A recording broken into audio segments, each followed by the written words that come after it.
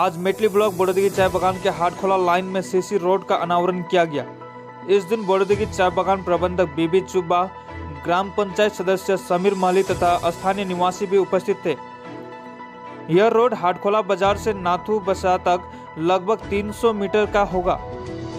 चाय बागान प्रबंधक ने कहा कि इस सड़क का निर्माण होने से हम सभी ग्रामवासी काफी खुश हैं, क्योंकि इसी रास्ते से ग्रामवासी बाजार के लिए आना जाना करते हैं।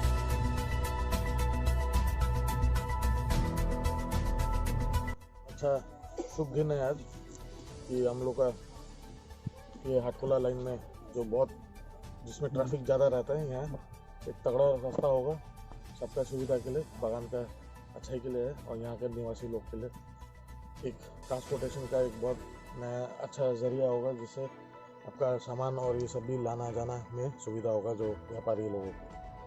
तो वैसे अच्छा बना रहे और पंचायत अच्छा काम कर रहे हैं। पंचायत